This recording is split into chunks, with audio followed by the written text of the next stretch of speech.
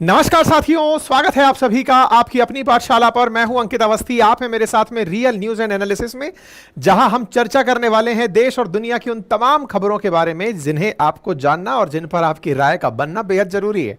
तो आइए आज के सेशन की शुरुआत करते हैं। सेशन में आज की खबर बेहद इंटरेस्टिंग है। आपको याद होगा कि आज से 7 महीने पहले हमने एक सेशन किया था। नहीं भी याद है तो देश में उन दिनों बड़ी तगड़ी खबर बनी थी, और खबर यह थी कि भारत से इजराइल भेजे जा रहे हैं लोग काम करने के लिए। बम्पर हायरिंग निकली थी। इजरायली कंपनी और सरकार भारत से लोगों को हायर करके इजराइल लेकर जा रही थी। आपको तस्वीरें भी आई होंगी, याद होंगी कि कितनी बड़ी संख्या में लोग जो हैं वो आकर के एकत्रित हुए थे जाने के लिए।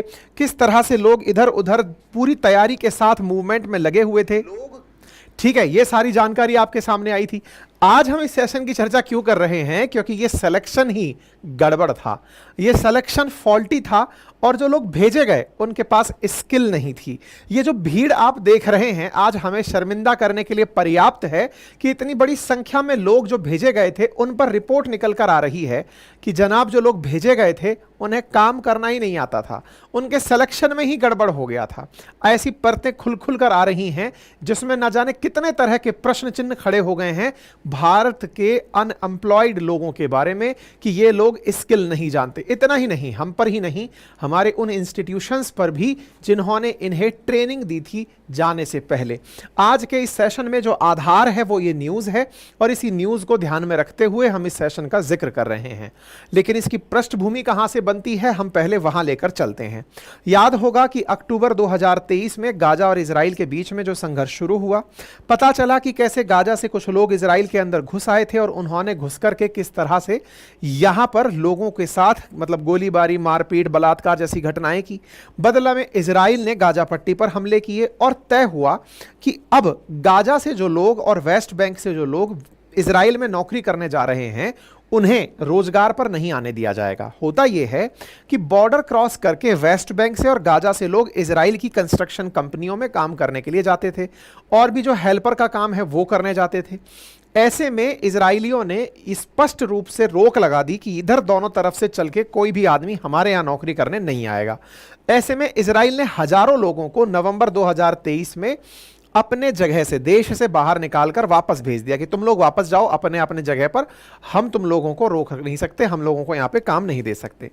ऐसे में इन्होंने अपने यहां पर जो कंस्ट्रक्शन का काम हो रहा था, इंडस्ट्रीज में जो काम चल रहा था, अब गाजा से आए हुए लोग तो बंद कर दिए, लेकिन वर्कर्स की जरूरत थी। वर्कर्स के लिए इंडिया की तलाश हुई कि साहब इंडिया में बहुत ज्यादा लोग इस समय काम की तलाश में हैं। इंडिया की बड़ी आबादी ऐसी है जो कि इस समय एम्प्लॉयबल है, जिसको आप रोजगार पर रख सकते हो। तो ऐसे में साहब यहां पर रुख किया गया। भारत के साथ में चर्चा हुई कि चलिए इंडिया से हम लोग लेकर के लोगों को चले आएंगे, क्योंकि फिलिस्तीनियों को आने पर रोक लगा दी है। ऐसे में इजराइल उन देशों की तरफ जिन्हें ग्लोबल साउथ कंसीडर किया जाता है उधर की तरफ का रुख करता है, और रुख करता है तो हजारों भारतीयों के लिए एक अवसर के रूप में यह चीज निकल कर आती है।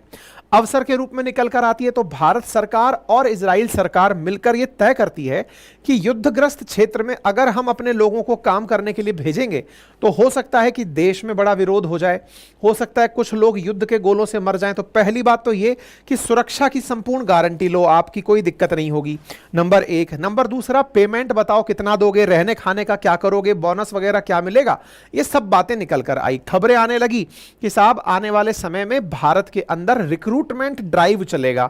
जैसे कंपनी रिक्रूट करने आती है ऐसे इजरायली लोग रिक्रूट करने आएंगे, और हुआ भी ऐसा। आईटीआई लखनऊ के अंदर 23 जनवरी के अंदर स्क्रीनिंग टेस्ट रखा गया कि आइए हम आपको छांटेंगे और ढूंढ करके आपको ले जाएंगे। लगभग 1.5 लाख रुपए की सैलरी, 15,000 रुपए का बोनस कहकर के लगभग 10,000 इंडियन कंस्ट्रक्शन वर्कर्स को इजराइल भेजने के लिए तैयार किया गया कि आप आ जाओ, हम लोग आपको 1.5 लाख रुपए महीने की सैलरी देंगे। आज जहां भारत में 1,000 रुपए में अधिकतम में आपको बढ़िया कारीगर काम करने के लिए मिल जाता है, 30,000 रुपए ही मिलते हैं, वहां 5 गुना सैलरी मिल रही है। 5 गुना सैलरी प्लस 15,000 का बोनस, और फ्लाइट में बैठ के जाना और दूसरे देश में रहना, तो एक्सपोजर का एक्सपोजर। ऐसे में साहब बड़ी संख्या में लोग रिक्रूटमेंट के लिए लाइन लगाकर पहुंचे। यहां रिक्रूटमेंट 2 तरीके से किया गया। कुछ प्राइवेट कंपनियों को कहा गया और कुछ कहा गया सरकार को कि भाई सरकार आप भी अपने कॉलेजेस से बच्चे भिजवाओ। अच्छा, आप में से भी बहुत सारे लोग जानते होंगे जिन्होंने भी पढ़ाई का ये दौर देखा है जो आजकल का है। अपने देश में ना आईटीआई चलती है, इंडस्ट्रियल ट्रेनिंग इंस्टीट्यूट्स चलते हैं, जहां पर लोगों को मतलब कंप्यूटर की ट्रेनिंग दी जाती है, या फिर किसी को स्टेनो की ट्रेनिंग दी जाती है, इलेक्ट्रिशियन की, प्लम्बर की, मैसन की, इन सब की ट्रेनिंग दी जाती है। और ये इंस्टीट्यूशंस आपको सर्टिफाइड करते हैं कि हाँ, अब आप स्किल्ड कामगार हैं, आपको कोई भी रख सकता है, आपके पास ये स्किल है। अगर प्लम्बर का सर्टिफिकेट है, दैट मीन्स आप एक सर्टिफाइड प्लम्बर हैं, आप किसी कंपनी में इस सर्टिफिकेट की बदौलत जाकर जॉब पा सकते हैं। ऐसे में आईटीआई के अंदर ही लखनऊ के अंदर रिक्रूटमेंट ड्राइव चलाया गया, और इस रिक्रूटमेंट ड्राइव में लोगों को बड़ी संख्या में बुलाकर इंटरव्यू लिया गया। मतलब यह मानते हुए कि भारत के आईटीआई के अंदर हो रहा है, तो भाई ट्रेंड लोग मिलेंगे जाने के लिए। ऐसे में आपके सामने खबर आती है अप्रैल 5 में सारे सिलेक्शन प्रोसेसेस, सारी सुरक्षा जांचों के बाद 5 अप्रैल को भारत की तरफ से पहला बैच इजराइल के लिए रवाना होता है। वहां जाते हैं तो इन्हें परिवारों की याद आती है, पैसा कमा रहे हैं इसलिए आ गए हैं। लेकिन मात्र अप्रैल से लेकर आज आप सितंबर में इस खबर को सुन रहे हैं, मई, जून, जुलाई, अगस्त 4 महीने बीते हैं। इजराइल के अंदर लोगों को यह एहसास हो रहा है कि सिलेक्शन में ही हमसे गड़बड़ हो गई, इन लोगों को तो कुछ आता ही नहीं है। खबर यह है कि इन लोगों को हथौड़ा पकड़ना तक नहीं आता है। ऐसे में हेडलाइन बनती है कि यहां पर जो लोग आए हैं उनमें से कई लोग तो केवल इसलिए आ गए क्योंकि साहब इजराइल में नौकरी मिल रही है, पैसा बढ़िया है, चल लेते हैं। काम ही नहीं आता था, काम नहीं आता था। ऐसे में यहां पर सबसे बड़ी चीज निकल कर आ रही है कि ये लोग पैसे की चाह में जो जान को जोखिम में डालकर इजराइल चले गए हैं, लेकिन इन्हें कईयों को तो हथौड़ा पकड़ने तक का काम नहीं आता। लोगों को लगा कि शायद इंडिया में ही ऐसे काम होते होंगे, इजराइल वाले तो मशीनों से काम करते होंगे, मुझे ऐसा लगता है, इसलिए हो सकता है कि ये लोग चले गए। रिपोर्ट्स में खुलासा हो रहा है कि जो लोग भारत में सब्जी बेचते थे, उन्होंने भी मैसन कहा कि साहब चिनाई पत्री हम कर लेंगे, हमें ले चलो। उन्होंने उसका फॉर्म भर दिया और वो वहां पर पहुंच गए। मतलब सोचकर देखिए कि इस स्किल के अंदर इतने सारे लोग जब काम करने के लिए रिक्रूटमेंट इंटरव्यू के लिए निकाले गए, उसके बावजूद भी कैसे हालात हुए वो आपके सामने होना चाहिए। मतलब यह है कि जिन्हें नौकरी के लिए चुना गया उनके पास स्किल ही नहीं थी। कई मजदूरों की यहां पर मतलब इनको भेज दिया गया तो निकल कर आता है कि उनके पास स्किल सेट नहीं है, वो नौकरी के लालच में इजराइल पहुंच गए हैं, कंस्ट्रक्शन में काम करना चाहते हैं लेकिन हथौड़ा चलाना तक नहीं आता है। कुछ लोग सब्जी फल बेचने वाले थे लेकिन ज्यादा पैसों के चक्कर में यहां आ गए। अब क्या करें, ऐसे लोगों को क्या वापस भारत भेज दें क्या? हालांकि इजराइल ने, क्योंकि सरकार के बीच में डील हुई है, तब उन्हें वापस तो भेज नहीं सकते, लेकिन इसके एवज में उन्होंने दूसरा तरीका रखा है। और क्या रखा है? बोले एक काम करते हैं, इन लोगों को वापस तो नहीं भेज पाएंगे लेकिन इन्हें कोई और काम करा लो, किसी से सामान उठवा लो, किसी को गार्ड बना लो, किसी को गार्डनर बना लो, ये घास खोद लेगा, किसी को सामान उठाने में। लेकिन आप सोचिए कि कितनी बुरी इमेज हमारी अंतरराष्ट्रीय स्तर पर बनेगी। पहले ही हमने लेबर भेजे, इससे कोई हमको मतलब स्वर्ण पदक तो मिल नहीं गया कि आइए आपको सम्मानित किया जाता है, देखो आपने मजदूर भेजे हैं। लेकिन चलो हम लोग हमारे देश के संसाधनों के साथ पर्याप्त जस्टिस नहीं कर पा रहे हैं तो हमने लेबर दुनिया को भेजे कि साहब हमारे यहां के लोगों को ही यूज कर लो। वो लोग भी गए तो उन्होंने ऐसा नाम कमाया वहां जाकर के कि वो आपके सामने हास्यास्पद स्थिति पैदा कर रहे हैं। लोग कह रहे हैं कि यहां पर कंस्ट्रक्शन लेबर जो आई थी वो नॉन कंस्ट्रक्शन सेक्टर में काम देने की उनको कोशिश कर रहे हैं ताकि इनको वापस ना भेजना पड़े। आप सोचो कितना भव्य स्केल पर यहां पर रिक्रूटमेंट हुआ था, बाकायदा तस्वीरें खींची थी, सरकारें अपनी उपलब्धियों में दिखा रही थी, चाहे इजराइल सरकार हो चाहे भारत सरकार हो, कि देखो हमने कितना बड़ा तीर मार दिया है, हमने लेबर इजराइल भेज दिए हैं। एक तरीके से यह तीर इस तरह से सिद्ध हो रहा था कि 1.5 लाख रुपए की तनख्वाह देकर भेज रहे हैं। लेकिन हमारे देश का एक बड़ा दुर्भाग्य है साथियों, आप में से भी बहुत से लोग इस बात को मानते होंगे, हो सकता है ऑफिशियली बोलने में आप हिचकते हो। सबसे बड़ा दुर्भाग्य यह है कि इंस्टीट्यूशन से अगर कोई बच्चा निकला हुआ है, आईटीआई से निकला हो या आईआईटी से निकला हो, उसे स्किल में उतनी ज्यादा जानकारी नहीं होगी जितना वो चौराहे पर बैठ करके मोटरसाइकिल सुधारने वाला या फिर जो बिना पढ़ा लिखा होकर के जो कंस्ट्रक्शन के अंदर ठेके लेकर के बढ़िया कारीगरी कर रहा है और बढ़िया बढ़िया घरों की डिजाइन बना रहा है। हमारे देश में इतना ज्यादा शिक्षण संस्थानों पर लोगों में अविश्वास है कि यदि पढ़ लिख लिया तो ये तो बेरोजगार ही बनेगा। और ये आंकड़ा भी है, मैं अभी आपको चल के बताऊंगा आगे, कि हमारे देश में पढ़े लिखे बेरोजगार ज्यादा हैं और जो अनपढ़ हैं वो लोग रोजगार में ज्यादा अच्छे से सेटल्ड हो चुके हैं। क्यों? क्योंकि पढ़ लिख गए वो तो सरकार की जिम्मेदारी हो गए कि अब इन्हें सरकारी नौकरी दो, क्योंकि जिसने आईटीआई कर ली उसके पास डिग्री है, अब वो तो रेलवे में जॉब मांगेगा या फिर बिजली बोर्ड में जॉब मांगेगा। ऐसे में जो लोग नहीं पढ़े वो तो मानते ही है कि अपन को तो पेट भरने के लिए बढ़िया काम सीखना है, और बढ़िया काम सीखते हुए बढ़िया कारीगर भी बनते हैं, बढ़िया मिस्त्री भी बनते हैं, बढ़िया फिटर भी बनते हैं, बढ़िया इलेक्ट्रीशियन प्लम्बर सब बढ़िया बन जाते हैं वो। लेकिन आप सोचिए कि हमारे देश के अंदर जो संस्थानों से डिग्री लेकर बैठे लोग हैं, जिस पर दुनिया के लोग ये विश्वास करके कि चलो इनके यहां से पढ़ के आए हुए हैं, कुछ तो ढंग के होंगे, इन्होंने बकायदा एग्जाम पास किए हुए लोग हैं, आईटीआई की ट्रेनिंग करके आए हुए हैं, इन्हें लेकर चलते हैं। बकायदा इन सबसे यहां पर मतलब मुड़वाकर तुड़वाकर भी देखा गया था कि कुछ कर लोगे, पर आपको तो पता है इंडिया के अंदर आप और हमसे ये बात छुपी थोड़ी है, अपन सब लोग एक ही तरह के इंस्टीट्यूशन से निकले हुए हैं।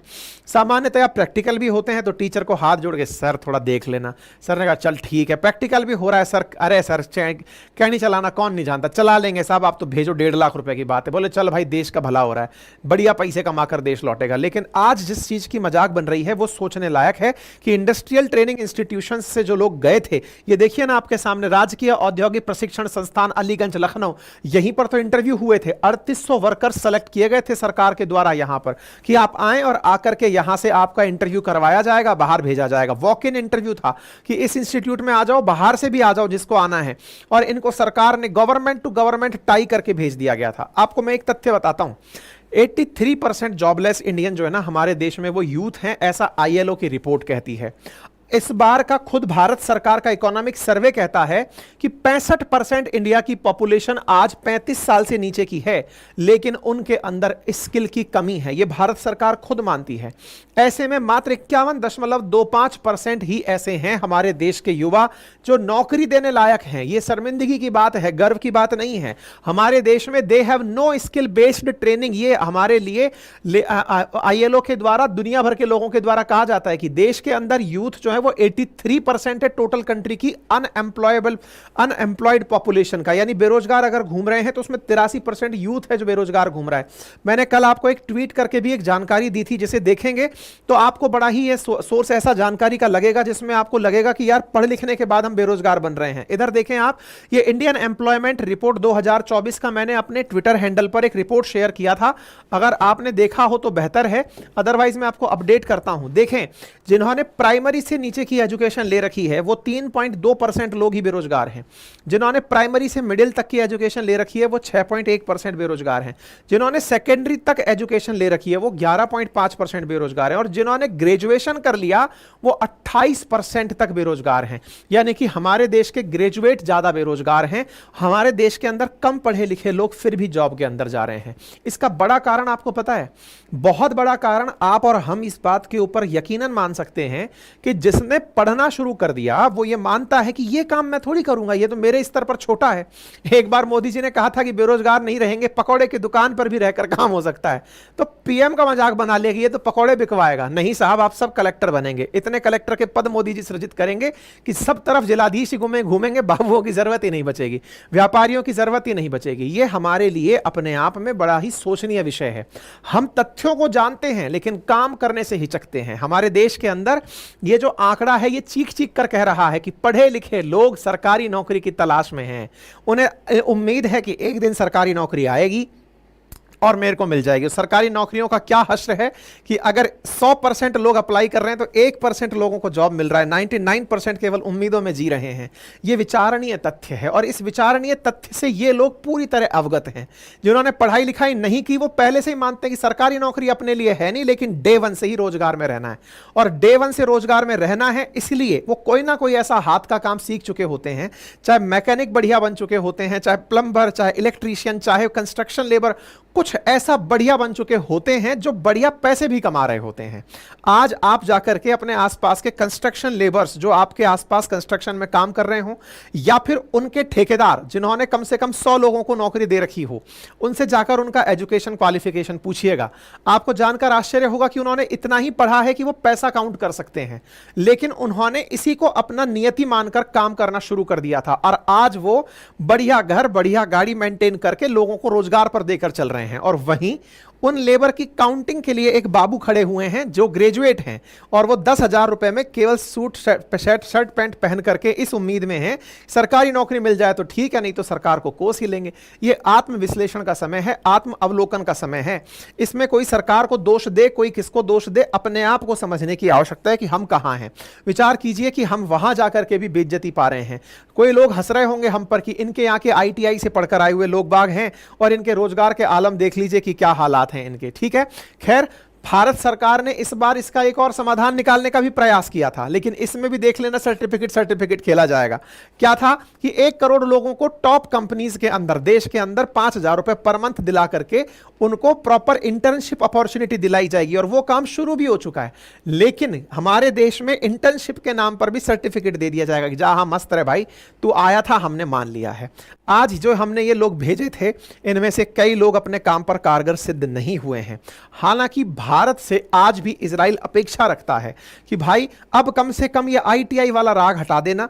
स्किल्ड, ये पता है। आज आप सोचो ना कि दुबई में, गल्फ कंट्रीज में जो लोग लेबर जा रही हैं उनको सरकारें नहीं भेज रही हैं, उनके लिए सरकार ने ये क्राइटेरिया भी नहीं रखा हुआ है कि आईटीआई वाला आदमी जाएगा। वहां जाकर इतना नाम क्यों कमा रही हैं? गल्फ कंट्रीज में जो हमारे लेबर्स जा रहे हैं वो इतना नाम क्यों कमा रहे हैं? क्योंकि वो स्किल के आधार पर जा रहे हैं। उन्होंने भले ही पढ़ाई ना की हो, काम के जानकार हैं और वहां बढ़िया काम कर रहे हैं। और इजराइल वालों ने भी यही नोटिस किया कि यार गल्फ कंट्रीज में इनकी इतनी जरूरत क्यों है, क्योंकि वो सरकारी सिस्टम से नहीं गए थे। सरकारी सिस्टम से जाते तो सरकारी इंस्टीट्यूट बीच में आता, सरकारी इंस्टीट्यूट बीच में आता तो ये दिक्कतें होती। ऐसे में वो कंपनी जिन्होंने इजरायली लोगों को हायर, भारतीय लोगों को इजराइल के लिए हायर किया, प्राइवेट लोगों को भी वहां पर इंसल्ट झेलनी पड़ रही है कि बोले तुम लोग गलत आदमी को लेकर के आ गए, ये तो कुछ जानते ही नहीं है, बिना एक्सपीरियंस के आ गए हैं और यहां आकर के फंस गए हैं। ऐसे में आगे क्या होगा ये तो आने वाला समय बताएगा, लेकिन फिलहाल के लिए दोनों तरफ से इसको गलती माना जाए, क्योंकि इजरायली लोग भी यहां पर प्रेजेंट थे जब स्किल की सिलेक्शन हो रही थी। उन्हें भी ये देखना चाहिए था कि किसको ले जा रहे हैं, केवल सरकारों को खुश करने के लिए चल रहा है या वाकई में लोग जा रहे हैं, नंबर 1। और भारत सरकार को भी ये समझना चाहिए था कि कम से कम ये बाहर जाएंगे तो हमारी इज्जत तो कम से कम ना गिराएं। वहां जाकर लोग ये कहें कि इनको तो हथौड़ा चलाना भी नहीं आता, तो ये अपने आप में एक बड़ी चिंता का विषय है। हालांकि आने वाले समय में ये और ज्यादा लेबर हमसे चाहते हैं, इन्हें और ज्यादा हमसे आवश्यकता है लेबर्स की। हाल ही की खबर है कि 10,000 लोग हमको, हमारी तरफ से इनको और चाहिए होंगे, कंस्ट्रक्शन लेबर चाहिए होंगे, और हॉस्पिटल्स के लिए केयर गिवर जो टेक केयर करने वाले लोग होते हैं वो चाहिए होंगे लगभग 5,000। उनके लिए ये वापस इंडिया आएंगे, लेकिन इस बार गवर्नमेंट वाले इंस्टीट्यूशंस के शायद झमेले में ना पड़े।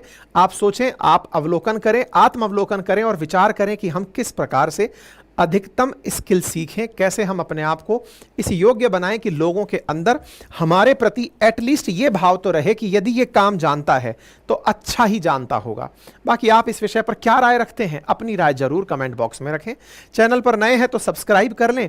बाकी हमारी वेबसाइट अपनी पाठशाला.com है, जिस पर आप रेगुलर विजिट करके इन कंटेंट्स को रिटन फॉर्म में पा सकते हैं। हमारा एप्लीकेशन अपनी पाठशाला, जिसका लिंक कमेंट बॉक्स में है, वहां पर आपको हमारे कोर्सेज उपलब्ध हैं जिन्हें आप एक्सेस कर सकते हैं। हमारी वेबसाइट जो है उसके ऊपर तमाम प्रकार की टेस्ट सीरीज उपलब्ध हैं। हैंड रिटन नोट्स आप अपने घर पर ऑर्डर करके मंगा सकते हैं बहुत ही नॉमिनल कीमत पे। हमारा व्हाट्सएप चैनल भी आप ज्वाइन कर सकते हैं। कोई भी क्वेरी अथवा कमेंट हो तो जरूर बताएं।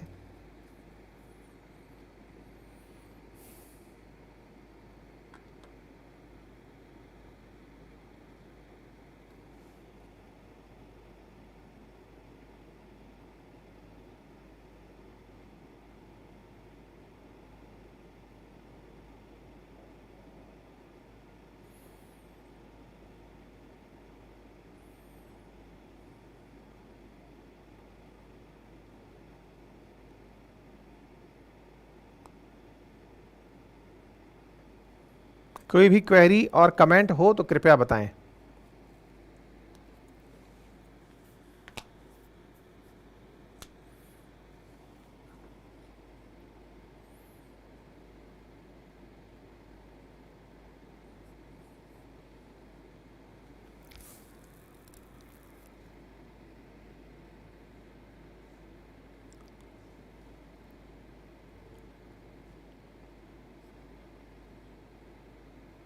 चलें आगे। चलिए साथियों, मणिपुर एक बार फिर चर्चा में है, लेकिन इस बार मणिपुर चर्चा में है इंटरनेशनल तरीके से। आप पूछ रहे हैं वो कैसे? आपको याद है अभी रिसेंटली खबर आई कि यूक्रेन ने रशिया पर लगभग 114 ड्रोन से हमले किए। उससे पहले खबर आई थी कि ईरान ने इजराइल के ऊपर ड्रोन चलाए। ड्रोन हमले सुर्खी हैं भाई। ड्रोन आज के जमाने में नया फैशन आ चुका है, मतलब नया प्रकार का वॉरफेयर है कि अगर ड्रोन चलाओगे तो यह माना जाएगा कि आज की तरह से अपडेटेड मतलब युद्ध हो रहा है। मणिपुर में हमारे ड्रोन से हमले हो रहे हैं भाई। कौन कर रहा है? मणिपुर का बॉर्डर म्यांमार से लगता है। क्या म्यांमार की तरफ से हम पर हमले हुए हैं क्या? नहीं। मणिपुर में जो हिंसा जारी थी उसमें एक लेवल अप हो गया है। विद्रोही गुट ड्रोन से हमले कर रहे हैं। और तो और राज्यपाल जहां रहते हैं राजभवन पर पथराव हो रहा है। बड़ी भीषण स्थिति है। मणिपुर जो काफी समय से हिंसाग्रस्त चल रहा था, बीच में उसकी न्यूज इलेक्शन टाइमिंग के बाद में थोड़ा कम हुई थी आना, अचानक फिर से सुर्खियों में आ गया है। चर्चा करेंगे, जानेंगे क्या परेशानी है असल में, वर्तमान में क्या डिमांड की जा रही है, क्या भारत सरकार का ढीला पड़ना इसकी सबसे बड़ी कारण जिम्मेदारी बना है। क्योंकि जो छात्र वर्तमान में राजभवन पर पत्थर फेंक कर गए हैं, उन्होंने डिमांड यह की है कि केंद्र सरकार यूनिफाइड तरीके से पूरी जिम्मेदारी, चाहे सेंट्रल फोर्सेस की हो या स्टेट फोर्सेस की हो, मुख्यमंत्री के हाथ में दे दे, अपने हाथ में ना रखे। क्योंकि आपने जब से अपने हाथ में जानकारी रखी है तब से हमारे यहां लोग मर रहे हैं। ऐसे में छात्र प्रदर्शन कर रहे हैं कि हमारे सरकार को ही मजबूत कर दो, कम से कम यह हिंसा तो ना हो। क्या चल रहा है आज के सेशन में विस्तार से चर्चा करते हैं, लेकिन इतिहास भी बताएंगे और आज भी बताएंगे ताकि आपको पूरी तरह से रिलेट होते हुए वस्तु स्थिति समझ में आए। जस्टिस फॉर मणिपुर हमारे देश के अंदर राष्ट्रीय मुद्दा बना, हमारी संसद में काफी डिटेल में डिस्कस हुआ। 2023 में जब मणिपुर के अंदर आग लगना शुरू हुई तब उसका सबसे बड़ा कारण था आरक्षण। आरक्षण की आग में मणिपुर झुलसना शुरू हुआ, जो आग आज तक नहीं बुझी है। हेडलाइंस मणिपुर पर यह है कि कर्फ्यू लगा दिया गया है मणिपुर की 3 डिस्ट्रिक्ट्स के अंदर और इंटरनेट बैन कर दिया गया है 5 जिलों के अंदर। यह आज के ताजा अपडेट हैं। ऐसे में मणिपुर को बचाने के लिए लोग आंदोलन कर रहे हैं। इंफाल में छात्रों ने 9 सितंबर को राजभवन पर पत्थरबाजी कर दी। ड्रोन हमले के विरोध में रात महिलाओं ने मशाल से जुलूस निकाला कि भैया ड्रोन से हमले हो रहे हैं हम पर। पुलिस क्या कर रही है, सिक्योरिटी फोर्सेस क्या कर रही है? सिक्योरिटी फोर्सेस अपनी तरफ से पूरा मार्च पास्ट करके बता रही है कि हमने सारी स्थिति कंट्रोल में ली हुई है। क्या है कहानी, विस्तार पूर्वक समझते हैं। देखिए, भारत के पूर्वोत्तर में एक राज्य है, नाम है मणिपुर, जिसके बॉर्डर साझा होते हैं एक तरफ आसाम से, उत्तर में नागालैंड से, दक्षिण में मिजोरम से और पूर्व के अंदर म्यांमार से। ये जो अंतरराष्ट्रीय बॉर्डर इसका साझा होता है, यही वर्तमान की सबसे बड़ी चुनौतियों में से एक है। वो कैसे, अभी बताएंगे। अगर आप मणिपुर के मैप को और जूम करके देखें तो इसकी कुछ बॉर्डर पर लगे हुए जिले ऐसे हैं जिनकी म्यांमार से सीधा बॉर्डर साझा होता है। म्यांमार से बॉर्डर साझा होता है और इस मणिपुर में 3 प्रकार की जनजातियां पाई जाती हैं, नागा, मैतेई और कुकी। ये 3 जनजातियों में ही असली लड़ाई चल रही है। और वो क्या है? असल में जब हम मणिपुर की चर्चा करते हैं तो मणिपुर में संघर्ष कुकी वर्सेस मैतेई का है। मैतेई अपने आप को एसटी में दर्जा दिलाना चाहती है। इसके लिए यहां की हाईकोर्ट ने परमिशन दी, जिसके बाद हिंसा भड़क गई। कुकी वर्सेस मैतेई की लड़ाई में पहले जनसंख्या जान लीजिए और फिर इसकी डिटेलिंग समझ लेंगे। मणिपुर की कुल आबादी 38 लाख है, जिसमें से मैतेई 53% हैं और ये प्लेनर एरिया में रहते हैं। इनकी राजधानी इंफाल में रहते हैं। वहीं जो दूसरी जनजाति नागा और कुकी हैं, ये 40% हैं और ये ज्यादातर पहाड़ी इलाकों में रहते हैं। ऐसे में इनके यहां पर ये जो प्लेनर एरिया है, ये जो बीच का जो क्षेत्र है, जो प्लेनर एरिया है, ये मैतेई डोमिनेटेड है और जो पहाड़ी इलाका है जो म्यांमार के साथ बॉर्डर साझा करता है, ये कुकी डोमिनेटेड है। हिल स्टेशंस पर या हिली क्षेत्रों के अंदर कुकी रहते हैं। अब संघर्ष क्या है वो समझ लेते हैं। संघर्ष को समझने के लिए सबसे पहला कारण जो है वो ये कि मैतेई, नागा और कुकी में मैतेई ज्यादातर हिंदू हैं और नागा और कुकी जो हैं वो ईसाई धर्म को मानते हैं और एसटी वर्ग में आते हैं। इनकी आबादी करीब 50% है। राज्य के करीब 10% इलाकों में फैली इंफाल घाटी, जो कि क्षेत्रफल के हिसाब से कम है, प्लेनर है, यहां पर मैतेई समुदाय तो बहुतायत में है और नागा कुकी की आबादी जो 34% है, यह राज्य के 90% इलाकों में रहती है। मतलब ऐसे समझें कि इनका जो सेंट्रल जो कैपिटल वाला एरिया है, जो कि कुल क्षेत्रफल का 10% है, वहां पर तो रह रही है मैतेई जनजाति। जनजाति बोलूं, पहले जाति ही बोल लेता हूं, उसके बाद जनजाति की तो लड़ाई चल रही है। और जो कुकी और जो नागा हैं वो पॉपुलेशन में भले ही कम हैं, मतलब मैतेई की तुलना में कम है, लगभग 50% ही है, लेकिन वो 90% जो क्षेत्रफल है इस राज्य का, उस पर निवास करती है। चलिए ये भी सही है। 10% वर्सेस 90%, यानी कि यहां की जो एसटी जनजाति है वो क्षेत्रफल के हिसाब से ज्यादा जगह कवर करती है। एक इंटरेस्टिंग फैक्ट सुनिए, मैतेई के जो लोग हिंदू लोग हैं, उन्होंने डिमांड करी कि सर आजादी से पहले भी हम लोग जनजाति माने जाते थे, आजादी के बाद हमें जनजाति मानने से मना कर दिया गया, हमें जनजाति में लाइए।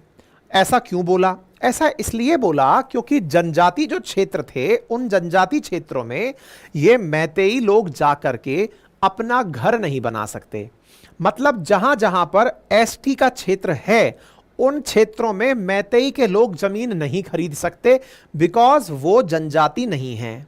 लेकिन रिवर्स सुनो, जनजातीय लोग निकल करके इम्फाल में अपना घर बना सकते हैं जहां पर मैतेई रहते हैं।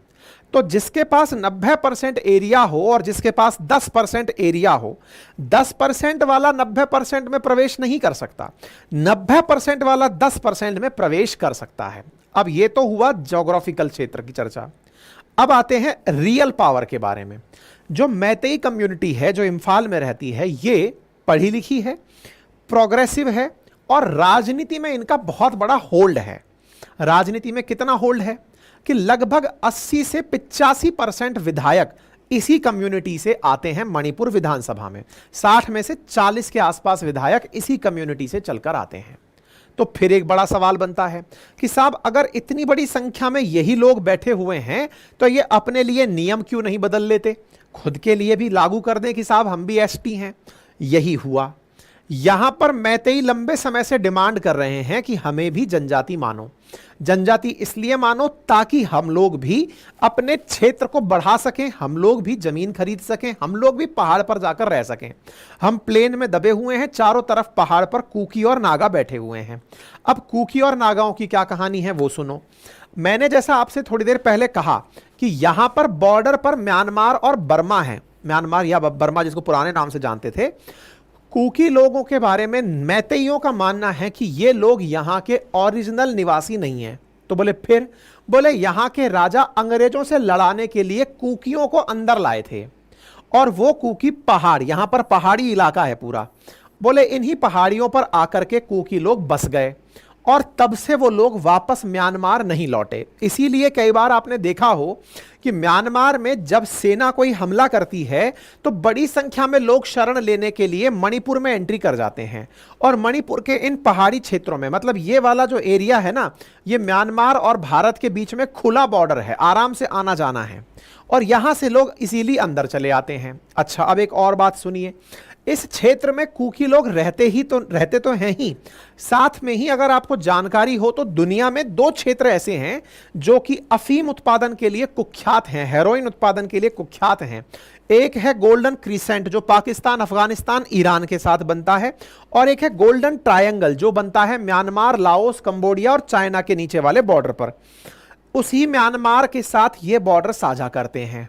असल मायने में जो हेरोइन का उत्पादन और अफीम का उत्पादन इन क्षेत्रों में होता है, म्यांमार, लाओस, कंबोडिया बॉर्डर पर, वही उत्पादन इन क्षेत्रों में भी हो रहा है।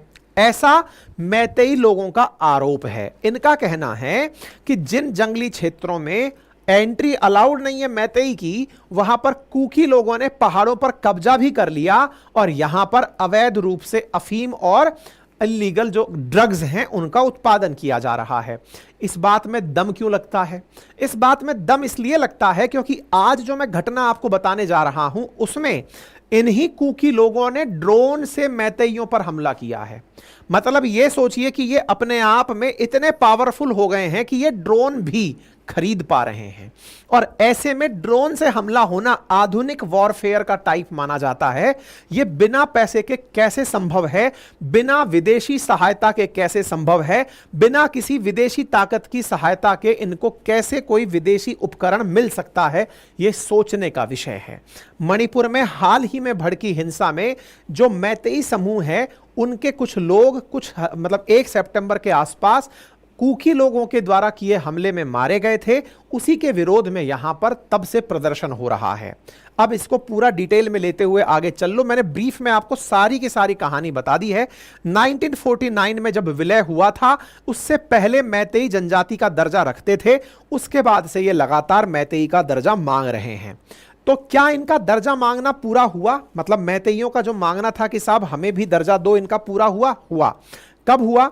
जब इनके यहां पर हाई कोर्ट ने इनकी सरकार को कहा पिछले साल लगभग मई के अराउंड कि मैतेइयों को भी जनजाति का दर्जा दिया जाए। उसके बाद में मैतेई और कुकी के बीच में संघर्ष उत्पन्न हो गया।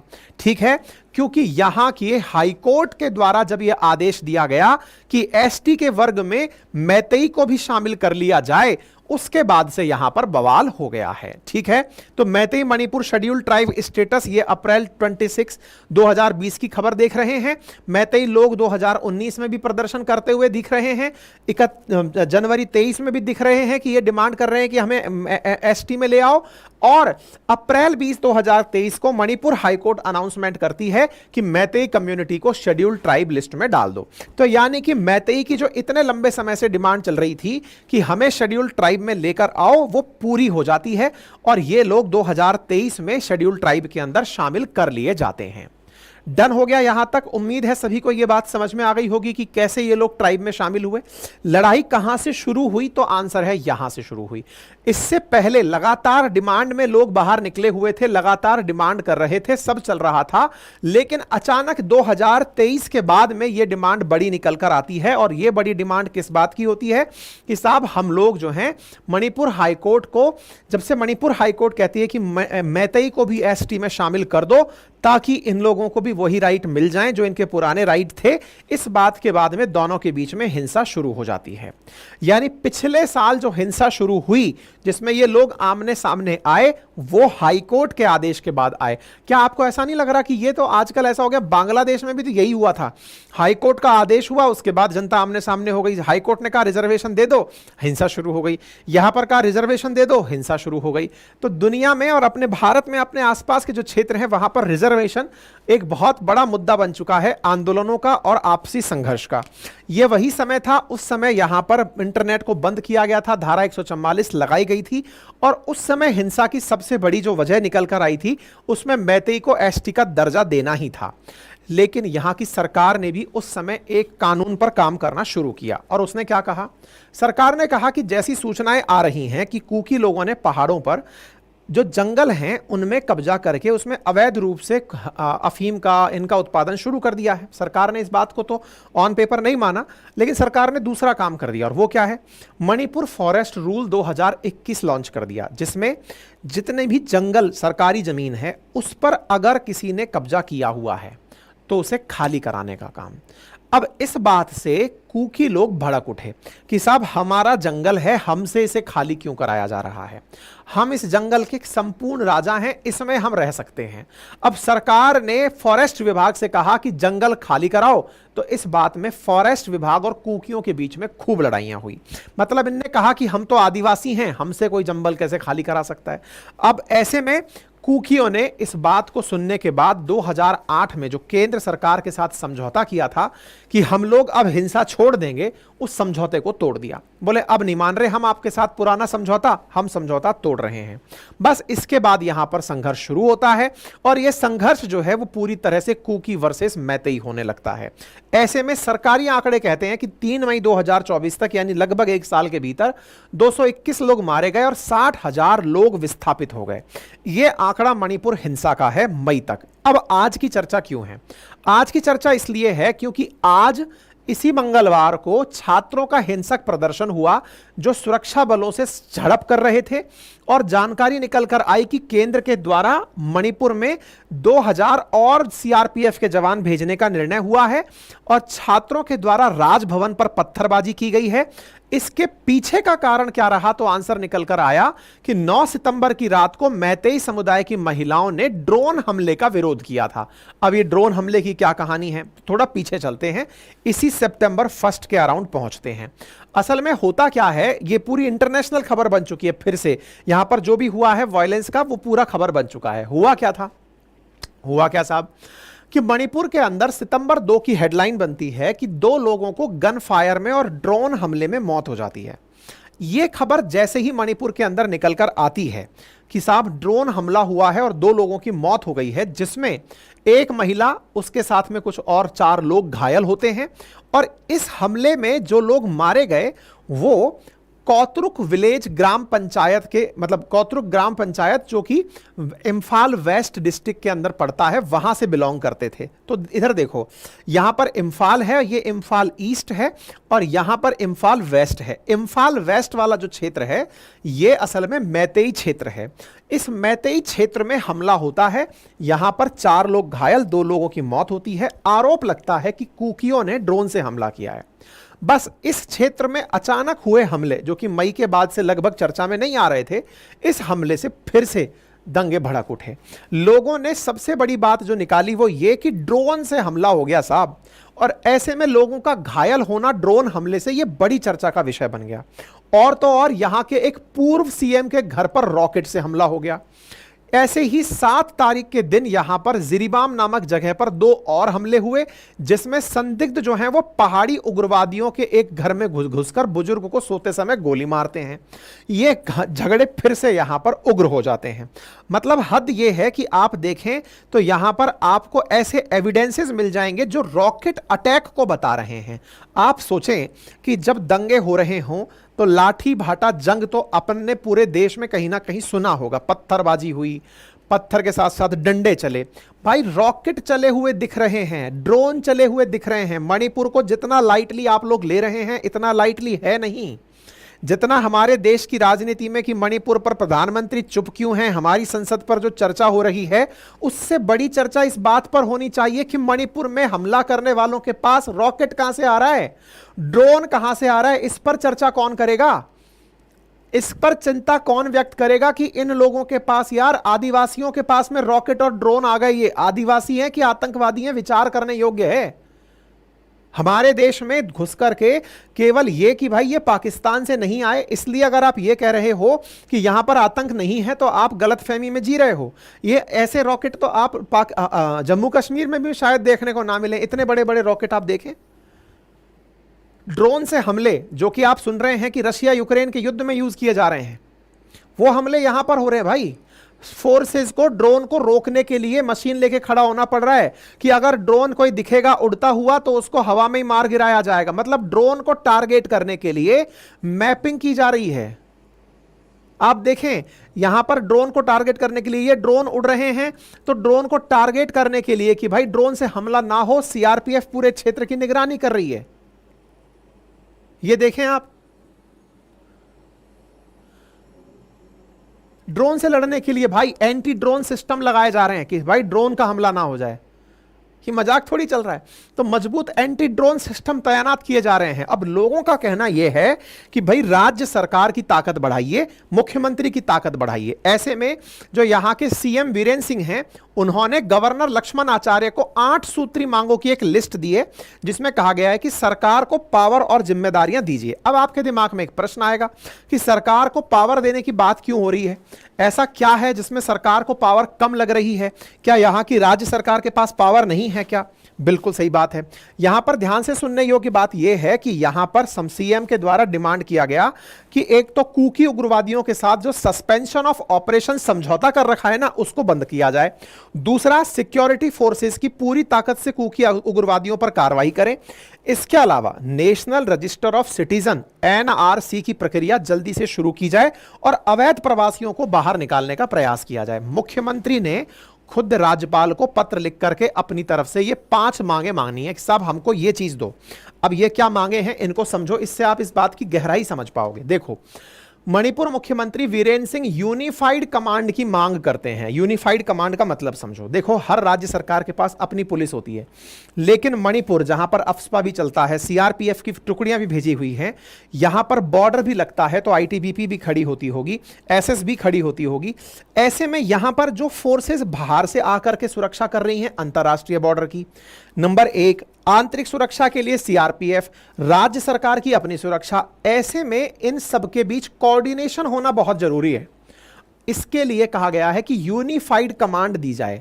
यूनिफाइड कमांड मतलब सब लोग इंटीग्रेटेड तरीके से काम करें। पता चले कि सीआरपीएफ वाले कह रहे हैं कि हमको तो ऊपर से आदेश आएगा तब मानेंगे, हम राज्य की मानेंगे ही नहीं। ऐसा होता भी है क्योंकि सीआरपीएफ जो है वो गृह मंत्रालय के अधीन काम करती है, केंद्रीय गृह मंत्रालय के अधीन। मुख्यमंत्री की बात ही नहीं माननी, बोले नहीं मानेंगे, हमको ऊपर से आदेश नहीं है गृह मंत्रालय की। अब अच्छा, उधर से मान लीजिए सीआरपीएफ का कोई डीजी है, वो आकर के बोल रहा है राज्य सरकार की पुलिस को कि भाई तुम यहां पर ये क्यों कर रहे हो, ऐसे करो, बोले नहीं मानेंगे, मुख्यमंत्री से कहलवाओ। तो कन्फ्लिक्ट ऑफ इंटरेस्ट क्रिएट हो रहा है। जब काम एक है तो कोऑर्डिनेटेड तरीके से काम हो, तो यूनिफाइड कमांड की मांग करी है सीएम ने, नंबर 1। दूसरा कहा गया है कि संविधान के अनुसार राज्य सरकार को पावर और जिम्मेदारियां और दी जाएं ताकि हम उस चीज से बढ़िया से निपटें। और जो कुकी उग्रवादियों के साथ आपने समझौता किया हुआ है, उन्होंने तो तोड़ दिया, आप भी तोड़ ही दो। सस्पेंशन ऑफ ऑपरेशन समझौते को तोड़ दो ताकि हम इनके साथ में वैसा ही बर्ताव कर सकें जैसे ये कर रहे हैं। नेशनल रजिस्टर ऑफ सिटीजन लागू किया जाए कि बता भैया यहीं का रहने वाला है कि बाहर से आया है। अगर म्यांमार से बॉर्डर क्रॉस करके आया है, यहां का तू ओरिजिनल नहीं है तो वापस जा, नहीं तो यहां पर अवैध प्रवासी माना जाएगा। और ऐसे में एनआरसी की यहां पर मांग की जा रही है। और बॉर्डर इलाके पर कंप्लीट बाड़ेबंदी की जाए ताकि म्यांमार से घुस करके यहां पर हमले करने लोग ना चले आएं, और जब इन पर कार्रवाई हो तो ये वापस म्यांमार में ना घुस जाएं। ये अपने आप में एक बड़ी डिमांड है। उम्मीद है कि आपको सीएम की लाचारी समझ में आती होगी और यह समझ में आता होगा कि मणिपुर की जो कहानी है वो इतनी आसान नहीं दिखाई देती जितनी राष्ट्रीय राजनीति में सुनाई जाती है। बताया जाता है कि मणिपुर पर देश के अंदर सरकार चुप बैठी हुई है, यहां की स्थितियां ही विकट हैं, किस पर क्या एक्शन लिया जाए सरकार अपने आप में चिंतित है। यहां पर आप देखें कि यहां पर सीएम अपनी तरफ से डिमांड कर रहे हैं। अब साहब बड़ा सवाल क्या हुआ, सीएम की मांग तो हो गई, सीएम ने किससे मांगी ये बात, राज्यपाल से, कि राज्यपाल महोदय हमको ये दो। राज्यपाल के पास में छात्र जो हैं वो भी जाकर के, मैतेई समुदाय के छात्र गए और उन्होंने डिमांड का एक ज्ञापन सौंपा कि सर हमको ज्ञापन सौंपना है और अगर हमारी मांगे पूरी नहीं हो जाएंगी तो हम नहीं हटेंगे। फोर्सेस ने उनको हटाया तो बच्चों ने पत्थरबाजी कर दी राजभवन पे। यानी एक प्रकार से यहां पर छात्रों में जो सीआरपीएफ की तरफ से आई हुई टुकड़ियां हैं उनके साथ जो कोऑर्डिनेशन नहीं बैठ रहा है इसके प्रति, दूसरा जो यूनिफाइड कमांड है उसकी डिमांड के लिए छात्र प्रदर्शन कर रहे हैं। उनका कहना यह है कि भैया हमको ना इससे निपटने के लिए सेंट्रल फोर्सेस को जो चुप्पी साध कर बैठे हुए हैं उनको कहा जा रहा है कि वो राज्य छोड़कर चले जाएं। छात्रों में इतना गुस्सा है, आप देखें स्टूडेंट 1 और 3 सितंबर को मैतेई इलाकों में जो ड्रोन हमले हुए उनका विरोध कर रहे हैं। उन्होंने कहा कि जो सेंट्रल फोर्सेस हैं जो चुप्पी साध कर बैठे हुए हैं वो राज्य छोड़कर चले जाएं यहां से। साथ ही राज्य के 60 में से 50 मैतेई विधायक अपना रुख स्पष्ट करें, नहीं तो इस्तीफा दे दें। मतलब चुप रहने की जरूरत नहीं है। छात्र इस बात के गुस्से में हैं कि विधायक जो यहां पर लोगों को मरता हुआ देख रहे हैं केंद्र के इंतजार में, और केंद्र की मजबूरी क्या है, केंद्र यहां पर कोई स्टैंड ले क्यों नहीं पा रहा है। केंद्र इसलिए नहीं ले पा रहा है कि वो इस बात से डरा है कि यार यहां पर ऑलरेडी कुकी मैती बहुत दिन से चल रहा है, इन दोनों के बीच में रिफ्ट ज्यादा पैदा ना हो जाए, क्योंकि यह मुद्दा राष्ट्रीय मुद्दा बन गया है। यहां पर कोई भी एक्शन अगर ले लिया गया तो पता चल रहा है राष्ट्रीय राजनीति में मणिपुर मुद्दा इतना बड़ा मुद्दा बन गया। इंटरेस्टिंग था ये वाली बात जानना भी कि मणिपुर मुद्दे पर हमारी संसद के अंदर तो अपोजिशन ने प्रधानमंत्री का इस्तीफा मांगा, लेकिन मणिपुर की विधानसभा के अंदर कोई भी अविश्वास प्रस्ताव नहीं लाया गया था। मतलब इंटरेस्टिंग है कि यह केंद्रीय राजनीति का बड़ा मुद्दा बन गया, राज्य की राजनीति का इतना बड़ा मुद्दा नहीं है। ऐसे में बड़ी चीज ये निकल कर आती है कि साहब अगर ये सब बातें चलती रही तो भैया जो विधायक मैतेई समुदाय से बने हैं या तो वो अपना रुख स्पष्ट कर दें, नहीं तो इस्तीफा दे दें। और सीआरपीएफ जो चुपचाप बैठी हुई है, ड्रोन हमलों के ऊपर कोई कार्रवाई नहीं कर रही है, वो अपना स्टैंड क्लियर करे। यूनिफाइड कमांड की जो कमांड है वो मुख्यमंत्री को दे दी जाए, वो अपने स्तर पर निपट लेंगे। फिर क्या परिणाम हुआ, फिर साहब 4 बड़े एक्शन हुए। क्या, पुलिस ने एंटी ड्रोन सिस्टम तैनात किए और अतिरिक्त हथियार भी मंगाए। पहाड़ी और घाटी दोनों इलाकों में सर्च ऑपरेशन तेज कर दिए गए। सिक्योरिटी फोर्सेज ने चुरा चांदपुर में जहां उग्रवादियों के 3 बंकरों को नष्ट किया गया। विष्णुपुर और कांग पोखरी इलाकों में भारी मात्रा में हथियार और बारूद जब्त किए गए। इसका मतलब पूरी तैयारी के साथ यहां पर लोग बैठे हैं। लेकिन जब यहां पर इंटरनेट बंद किया जाता है तो लोग इंटरनेशनल डिमांड कर देते हैं। जैसे यहां पर आप एक एक कटिंग देख रहे हैं जहां पर एक लड़की एक्टिविस्ट है, वो लिखती है एलन मस्क से कि भैया हमें स्टारलिंक दे दो, क्योंकि हम यहां पर अपने यहां पर इंटरनेट की बहाली चाहते हैं, हमारी सरकारों ने इंटरनेट बंद कर रखा है। यह विषय अब अंतर्राष्ट्रीय मुद्दा भी बन जाएगा क्योंकि लोग इसके ऊपर चर्चा करना शुरू कर चुके हैं। लेकिन मणिपुर के लिए यह जो चिंता है ये पूरे देश को होनी चाहिए कि हमारे देश में जो आंतरिक संघर्ष है इसको कैसे निपटा जा सके, इसके लिए क्या जरूरी है वो आप अपनी तरफ से जो जाने वो जरूर बताएं। हमने अपने ट्विटर हैंडल पर आपको ये जानकारी 7 सितंबर को ही कंप्लीट दे दी थी। समटाइम्स हम अपने सेशंस में लेट हो सकते हैं, ट्विटर पर हम आपको नियमित रूप से सारी जानकारी देते रहते हैं, ऐसे में आप वहां पर हमारे साथ कनेक्ट रह सकते हैं। ठीक है, कोई भी क्वेरी और कमेंट हो तो कृपया करके हमें बताएं। बाकी हमारी वेबसाइट पर रेगुलर विजिट करते रहें, दैट इज अपनी पाठशाला.com, और साथ ही साथ हमारे हैंड रिटन मटेरियल आपको वहां पर मिल जाएंगे। हमारी वेबसाइट पर हमारा कंटेंट उपलब्ध है, आप इसे एक्सेस कर सकते हैं। ठीक है, हमारी वेबसाइट पर हमारी टेस्ट सीरीज भी उपलब्ध है, हमारे हैंड रिटन नोट्स भी उपलब्ध हैं जिन्हें आप एक्सेस कर सकते हैं। कोई क्वेरी अथवा कमेंट हो तो प्लीज बताएं।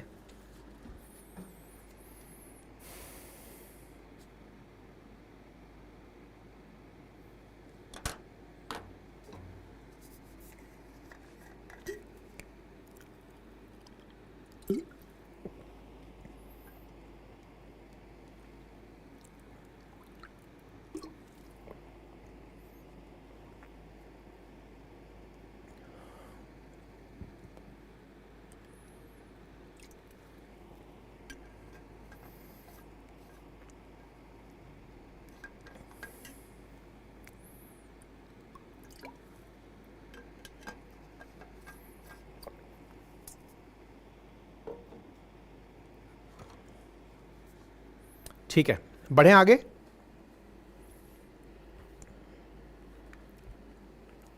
हाँ जी साथियों, टैक्स का मतलब समझते हैं। पहले आपने कमाया, चूंकि आप भारत में रह रहे हैं, भारत सरकार आपके लिए कुछ करना चाहती है। अब सरकार तो कमाती नहीं है, सरकार आपकी कमाई में से कट लेती है, और वो जो कट है उसी को टैक्स कहा जाता है ना। इंटरेस्टिंग व्याख्या। कर कहा जाता है कि ये वो चीज है जिससे कि आप राष्ट्र निर्माण में सहायता देते हैं।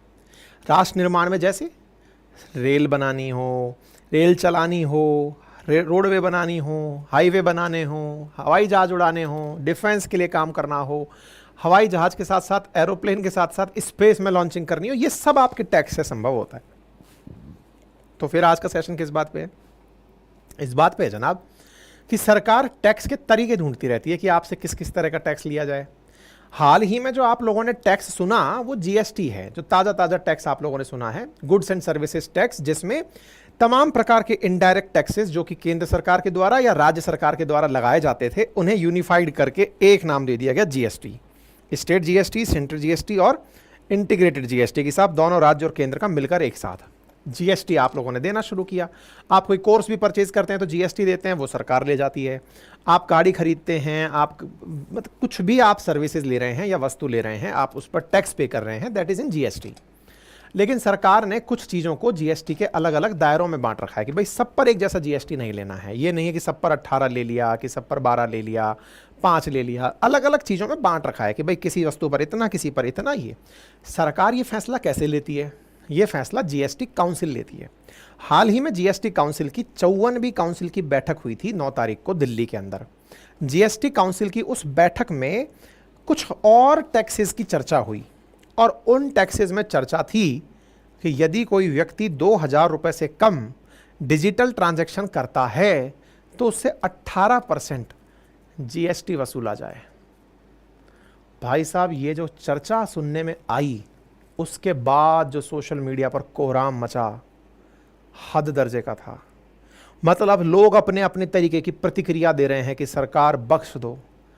मतलब 2000 रुपये, मतलब ये तो वो हो गया कि मैंने चाय के लिए 10 रुपये दिए, उसमें 2 रुपये मैं आपके पे करूंगा कि क्योंकि सरकार को देने हैं। 2000 से कम का ट्रांजैक्शन करना है तो भाई साहब ऐसे में बहुत बुरी तरह से सोशल मीडिया पर ट्रोलिंग होना शुरू हुआ। और इस बात की चर्चा होने लगी कि यार आप ऐसा सोच कैसे लेते हो, 2,000 रुपए से कम के ट्रांजैक्शन पर 18% अगर आप जीएसटी ले लोगे, मान लो कि 100 रुपए का काम है 118 में पड़ रहा है। देश में अधिकांश ट्रांजैक्शंस 2,000 से नीचे के हैं। अधिकांश ट्रांजैक्शन, दूध वाले से लेके अखबार वाले से लेके पानी, बिजली, नल, अधिकांश लोगों का बजट इससे नीचे ही रह जाता है। हमारे जितने बड़े डिजिटल ट्रांजैक्शंस हैं वो इसी कैटेगरी में आते हैं। इसलिए सुर्खी बन जाती है GST on online transaction up to 2,000। और ये बात जब जीएसटी काउंसिल की चर्चा में लाई गई तो जीएसटी काउंसिल ने भी सोचा कि यार इस पर अगर आज फैसला कर दिया तो पता चलेगा कि कल ही इस पर प्रतिक्रियाएं आना शुरू हो जाएंगी। तो जीएसटी काउंसिल ने इसको एक कमेटी होती है जिसका नाम है फिटमेंट कमेटी, उसके पास भेज दिया है कि आप लोग अपनी रिकमेंडेशन दे देना, उसके बाद में हम चर्चा करेंगे। तो चलो इस कहानी को विस्तार से जानते हैं कि हमसे टैक्स वसूलने की क्या क्या तैयारियां जीएसटी काउंसिल में हो रही हैं। जीएसटी काउंसिल ने अभी जो 54वीं काउंसिल की बैठक करी उसमें क्या फैसले लिए, जैसे कैंसर की दवाओं पर जीएसटी 12% से 5% कर दिया, नमकीन पर 18 से 12% कर दिया। ये सब चीज़ें जीएसटी काउंसिल की बैठकों में की जाती हैं। 54वीं मीटिंग हुई थी जीएसटी काउंसिल की, निर्मला सीतारमण जी ने यहाँ पर सारे के सारे डिसीजन सुनाए थे। ये जीएसटी काउंसिल होती क्या है इसके बारे में भी मैं आपको थोड़ा बताऊंगा। पहले मेजर फैसले जान लो जो जो हुए हैं।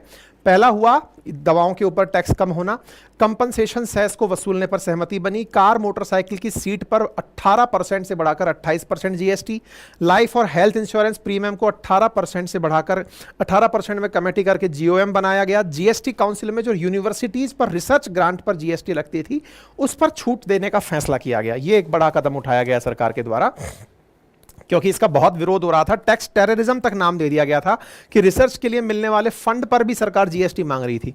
बाद में सरकार ने इसे वापस ले लिया। खैर, फिलहाल के लिए अब हम चर्चा कर रहे हैं कि जीएसटी काउंसिल क्या होती है। देखो मेरे साथियों, वर्ष 2016 में इनडायरेक्ट टैक्सेशन को खत्म करने के लिए 101वें संविधान संशोधन के द्वारा जीएसटी का इंट्रोड्यूस किया गया था। उसी समय संविधान के अंदर एक आर्टिकल इंट्रोड्यूस हुआ था 279A।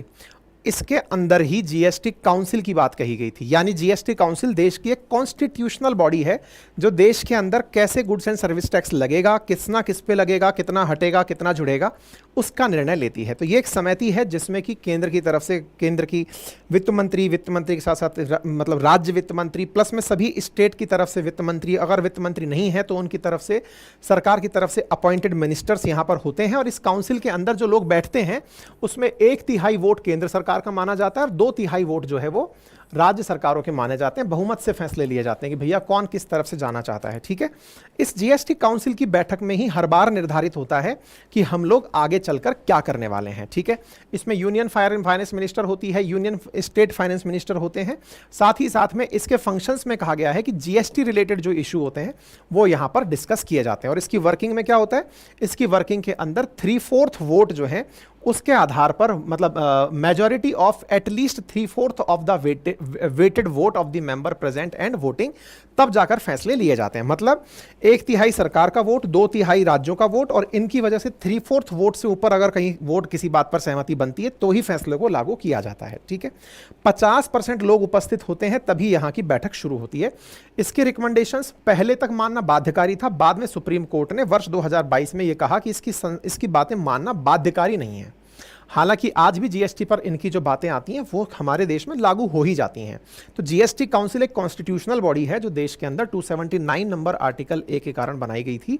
और उस आर्टिकल के प्रावधानों में ही ये बातें थी कि किस वस्तु पर कितना टैक्स लगाएगा, ये समय समय पर डिस्कस होता रहेगा। अभी हाल ही में 9 तारीख के दिन इसकी बैठक हुई, और जब बैठक हुई तो उसमें इस बात पर चर्चा हुई कि 2000 से कम का जो ट्रांजैक्शन है उस पर 18% जीएसटी लगा दें क्या। ऐसा क्यों हुआ? क्योंकि जब नोटबंदी हुई थी ना, उस समय सरकार ने 2000 से कम के जो ट्रांजैक्शंस थे उसके ऊपर टैक्स हटा दिया था कि भले भाई लोग जो हैं वो कैश में व्यापार ना करें और ज़्यादा से ज़्यादा ऑनलाइन ट्रांजैक्शन करें, credit card, debit card, internet payment या फिर यूपीआई इसके थ्रू पेमेंट करें। बोले इसलिए इसको जीएसटी के दायरे से बाहर रखो। लेकिन अब जब ये सारी चीज़ें खत्म हो गई हैं, यानी कि अब नोटबंदी का असर खत्म हो गया है, तो बोले भाई अब इनसे पैसा वसूलने का समय आ गया है। 80% पेमेंट जो भारत के अंदर अभी हो रहे हैं वो 2000 से नीचे के होते हैं। ऐसे में अगर 2016 की नोटबंदी के प्रभाव के बाद को आज नोटिस किया जाए और अगर ऐसे में 18% टैक्स लगा दिया जाए तो आप सोच कर देखिए कि ये कितनी अति हो जाएगी। ये अति आप सब पर बहुत गहरा असर डालेगी। इसका मतलब यह है कि देश के छोटे कारोबारी इससे बहुत बुरी तरह प्रभावित होंगे। लेकिन यहां एक बात जानने योग्य है और वो ये है कि सरकार ने यूपीआई के बारे में कोई चर्चा यहां पर नहीं की है। नेट बैंकिंग, क्रेडिट कार्ड और जो जानकारी मुझे सुनने और पढ़ने में मिली उसमें यह था कि यूपीआई के बारे में डिजिटल जो पॉपुलेशन वो है उसके बारे में अभी इसको बाहर रखा गया है। यूपीआई के बारे में यह चर्चा नहीं हुई। क्रेडिट कार्ड, डेबिट कार्ड और नेट बैंकिंग के ऊपर यहां पर चर्चा हुई है। लेकिन बड़ा सवाल यह कि साहब ये चर्चा भी बेकार है, ये चर्चा भी रिस्की है। अगर नेट कल को इस पर है, परसों फिर आप यूपीआई पर भी आ ही जाएंगे। और इससे कम के ट्रांजैक्शंस पर अगर आप 18%, आप सोचकर देखिए कि सीधा सीधा महंगाई पर 18% की मार हो जाएगी। आज देश के अंदर 80% ट्रांजैक्शंस 2000 से नीचे के हो रहे हैं। इसका मतलब आप सोचकर देखिए कि हमारे देश के ट्रांजैक्शंस की सीधा सीधा 80% आबादी को प्रभावित कर दोगे आप। और अगर ऐसा कर दोगे तो इसका अर्थ सीधा है कि उन लोगों को तो ये सब चीजें अतिरिक्त भार के रूप में मिलेंगी ना, क्योंकि इनडायरेक्ट टैक्सेशंस हमेशा उपभोक्ता पर लागू होते हैं। उपभोक्ता ही अपनी जेब से पे कर रहा होता है। दिखता ऐसे है कि आप ले उससे रहे हो जो सर्विस प्रोवाइडर है। सर्विस प्रोवाइडर तो सीधा उसकी दाम बढ़ाकर मांगता है, और सर्विस प्रोवाइडर दाम बढ़ाकर मांगता है तो चीजें अचानक कितनी महंगी हो जाएंगी, इस पर विचार कीजिए। इसीलिए सरकार भी इस पर फैसला नहीं ले पाई और उन्होंने उठा करके इसे फिटमेंट कमेटी के पास भेज दिया। अब ये फिटमेंट कमेटी क्या होती है? जैसे इस जीएसटी काउंसिल के अंदर तो नेता लोग आते हैं, फिटमेंट कमेटी में क्या होता है कि टैक्स डिपार्टमेंट से जुड़े अधिकारी लोग होते हैं, और वो अधिकारी लोग सरकार को इसकी वायबिलिटी बताते हैं कि सर क्या हम ये कर सकते हैं, क्या हम ये नहीं कर सकते। उन अधिकारियों को इस चीज की जिम्मेदारी दी जाती है कि आप लोग जो टैक्स डिपार्टमेंट से रिलेटेड लोग हैं वो इसकी उपादेयता के बारे में बताइए कि क्या ये पॉसिबल है, क्या ये फिजिबल है। अगर ये फिजिबल है तो ही इसे हम लागू करें, अगर नहीं है तो आप इसके बारे में मना कर दें। तो अभी ये जो विचार विमर्श है ये फिटमेंट कमेटी के पास गया है। अगर उन्होंने सरकार को कह दिया कि हाँ सर कर दो, तो फिर तो भाई साहब कर ही दिया जाएगा। बाकी आप इस विषय पर क्या सोचते हैं, अपनी राय कमेंट बॉक्स में जरूर बताएं। कोई क्वेरी अथवा कमेंट हो तो जरूर बताएं। बाकी हमारी वेबसाइट रेगुलर विजिट करते रहें, एप्लीकेशन पर कनेक्ट रहें। तमाम प्रकार के कोर्सेज उपलब्ध हैं, hand test series and handwritten notes भी उपलब्ध हैं। कोई क्वेरी और कमेंट हो तो बताएं।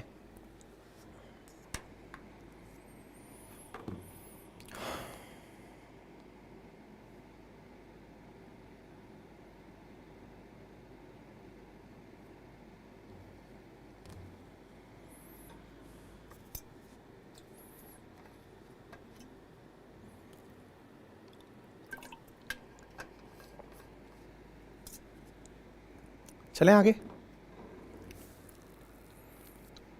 Friends, tier 1 video on 6th schedule बिल्कुल करेंगे, ठीक है। कोई आएगी जरूरी जानकारी तो बताएंगे।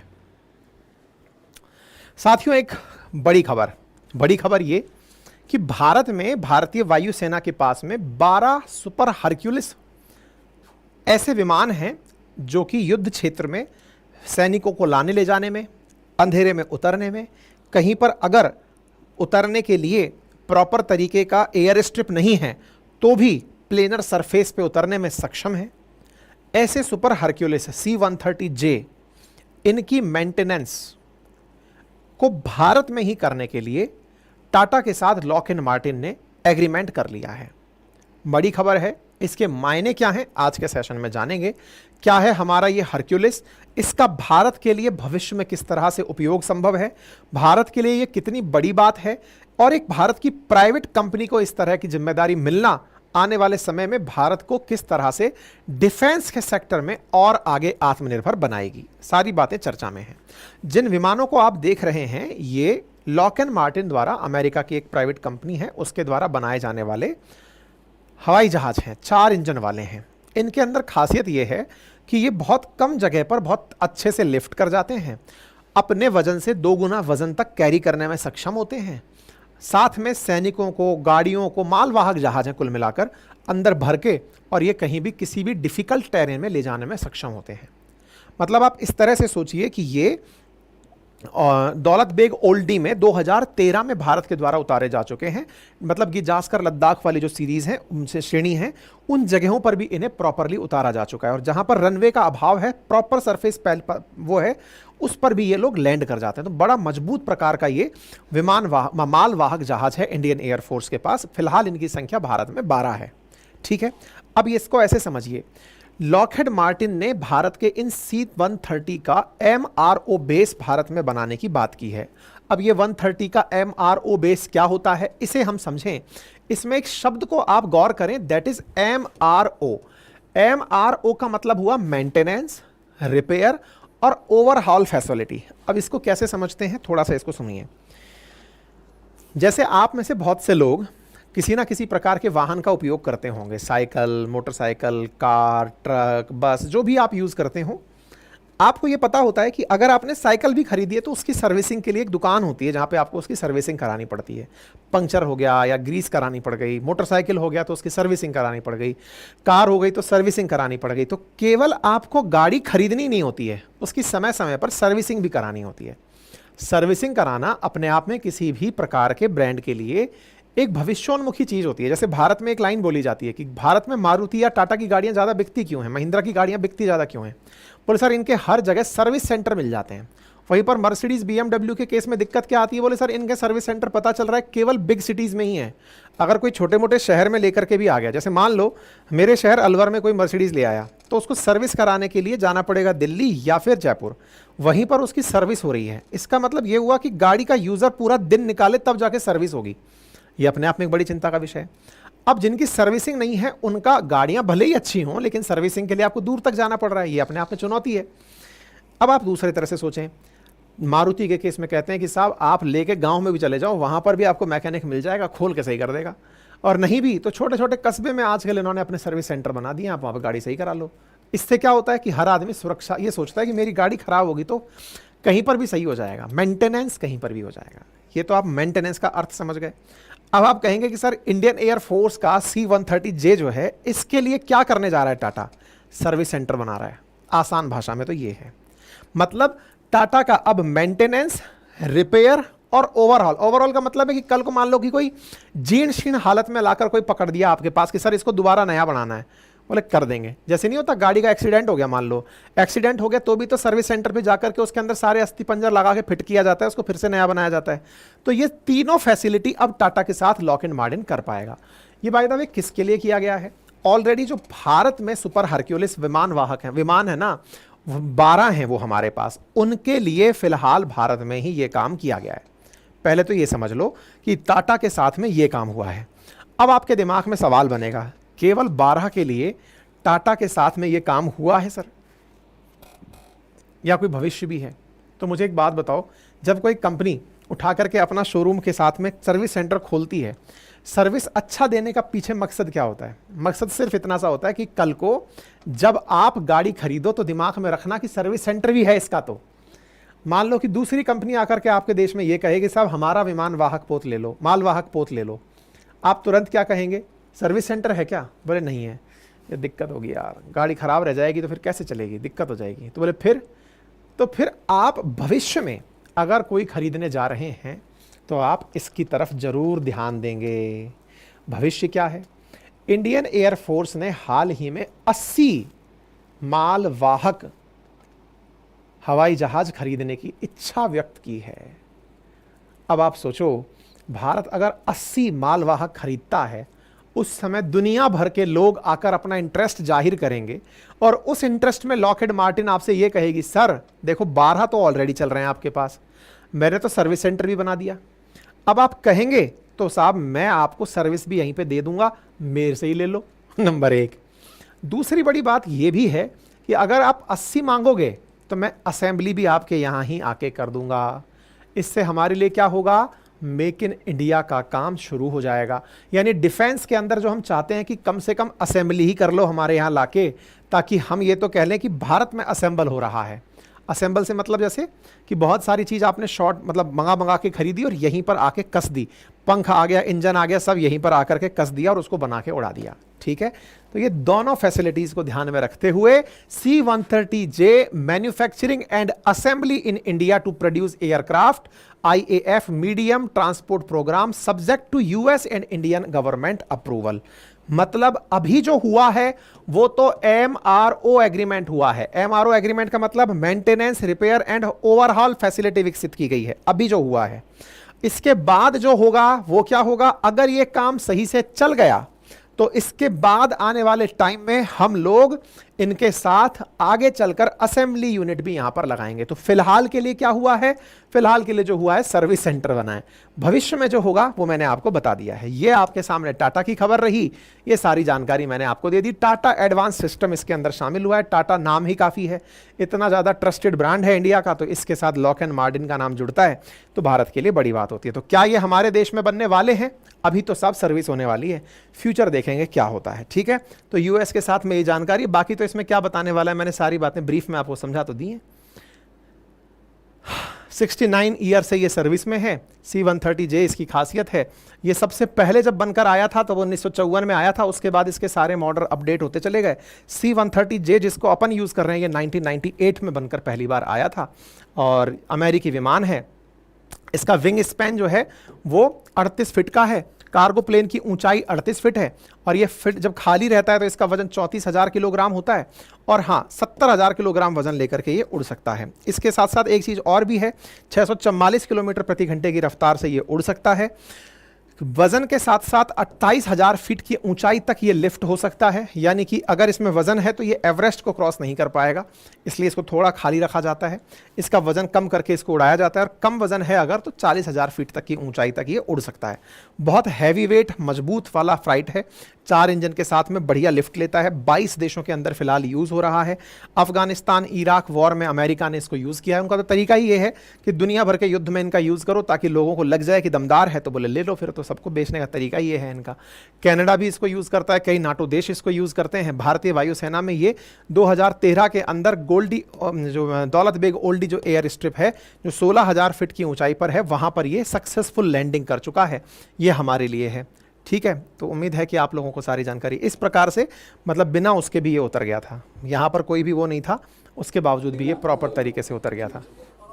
क्योंकि इसको उतरते समय एक बहुत बड़ी इंपॉर्टेंट चीज़ जो ध्यान दी जाती है वो ये है कि बिना एयर स्ट्रिप के भी उतर गया और दूसरा बहुत ज़्यादा हाइट पर जाने की ज़रूरत नहीं थी। अब आप देखें किस तरह से ये यहाँ उतर रहा है, तो इसका उतरना बहुत मायने रखता है, मतलब ये बड़ी चीज़ मानी जाती है। एक और बात यहाँ पर ये है कि ये फ्लाइट की बहुत कम ऊंचाई पर उड़ करके भी सक्सेसफुली अपने आप का लिफ्ट मेंटेन कर सकता है। अब आप जिस जगह इसको उतरता हुआ देख रहे हैं, इतनी जो धूल उड़ रही है, इसके पीछे का कारण समझें कि यहाँ पर कोई भी पक्की ज़मीन नहीं है और उस पक्की ज़मीन के अभाव में भी ये यहाँ पर उतर गया है।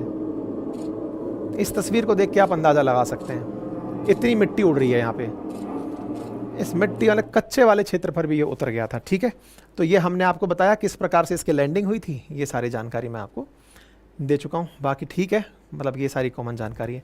बाकी हमारे कोर्सेज़ और इनकी जानकारी है, आप इसे यूज़ कर सकते हैं। कोई भी क्वेरी और कमेंट हो तो कृपया करके बताएं। फिलहाल के लिए इतना ही, अपना ख्याल रखें।